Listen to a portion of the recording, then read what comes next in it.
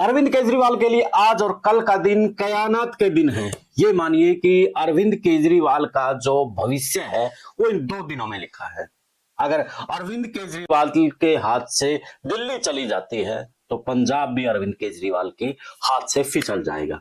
आखिर ऐसा क्यों लग रहा है? अगर हम बीजेपी के पीछे के जो रणनीतियां देखें तो उसमें जाहिर सा है कि एक बार वो अपने मुट्ठी में सिस्टम आने के बाद वो बख्शते नहीं है।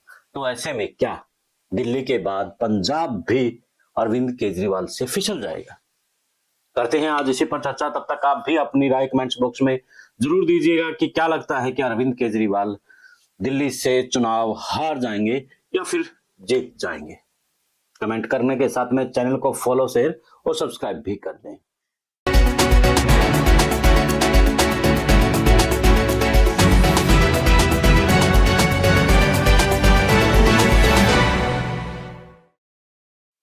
सभी का नमस्कार, राम राम। मैं कुलदीप खंडेलवाल, द विश्व प्रेम न्यूज।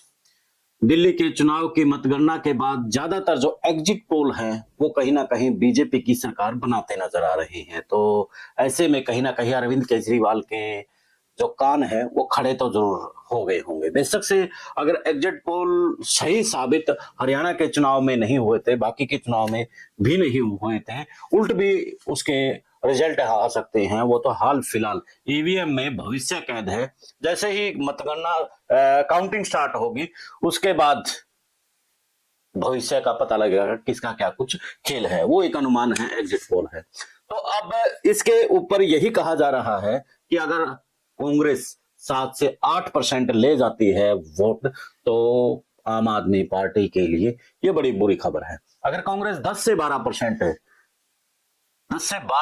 कांग्रेस और बढ़ोतरी कर लेती है फिर वो आम आदमी पार्टी के लिए और भी ज्यादा खतरनाक है, क्योंकि फिर उनकी जो सीटें हैं वो और भी कम हो जाएंगी।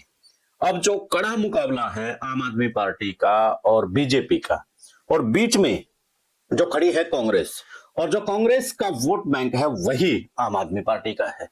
या यूं कहे कि जो कांग्रेस का वोट बैंक होता था वो जाकर के ज्यादातर आम आदमी पार्टी में शिफ्ट हुआ था।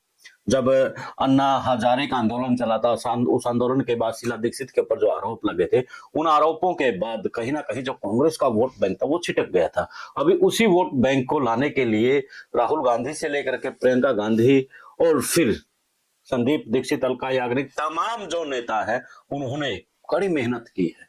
अगर वो मेहनत रंग लेकर के आई तो अरविंद केजरीवाल के लिए बड़ा मुश्किल हो जाएगा। अरविंद केजरीवाल की पूरी पार्टी पहले ही फंसी हुई है, या यूं कहें कि फंसाई हुई है।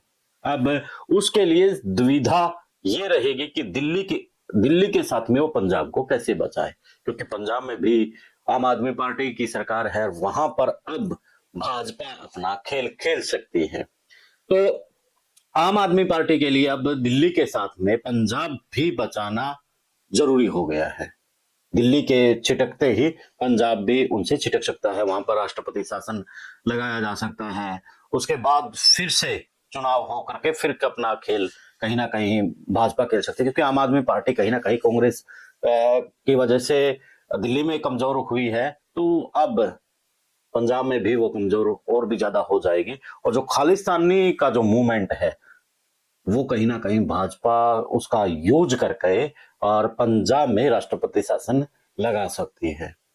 और ये अगर बचाना है तो कहीं ना कहीं दिल्ली को पहले जीतना होगा, तभी पंजाब को जीता जा सकता है। और इस चुनाव के बीच में जैसे कि देखा कि कांग्रेस के ऊपर अरविंद केजरीवाल निर्भर नजर आए, लेकिन केजरीवाल साहब जब चुनाव गोवा के थे, तब गुजरात के थे, तमाम जगह जब चुनाव हुए तब अरविंद केजरीवाल की वजह से ही ज्यादातर कांग्रेस ने अपनी सीटें गंवाई थी और वहां पर भाजपा आ गई थी। अब जो कांग्रेस के कार्यकर्ता है, नेता है, वो अधिकतर यही बात कहते नजर आ रहे हैं कि जिस तरीके से केजरीवाल ने कांग्रेस को नुकसान किया है, एक बार ठीक है दिल्ली में हमें नुकसान हो जाएगा, लेकिन उसके बाद हम आगे से कम उसकी भरपाई करके और उन चीजों का फायदा भी उठा लेंगे। और केजरीवाल ने जिस तरह इंडिया गठबंधन में कांग्रेस को बाहर निकलवाने की बात कही, उसके ऊपर आरोप लगाए कि जो कांग्रेस है वो बीजेपी वालों से फंडिंग ले रही है चुनाव के लिए, दिल्ली के लिए। तो इस तरह की जो तमाम बातें चली वो कहीं ना कहीं अरविंद केजरीवाल को काफी नुकसान कर सकती हैं। तो हाल फिलहाल के लिए आज इतना ही। आप भी कमेंट्स करके अपनी राय जरूर रखिएगा कि क्या लगता है कि दिल्ली अगर कांग्रेस, माफी चाहूंगा, आम आदमी पार्टी हार जाती है तो क्या पंजाब भी हार जाएगी, पंजाब भी भाजपा उनसे छीन लेगी। चैनल को फॉलो, शेयर और सब्सक्राइब भी कर ले। दे इजाजत, फिर मिलते हैं एक नए मुद्दे, एक नए विश्लेषण के साथ। जय हिंद, जय भारत।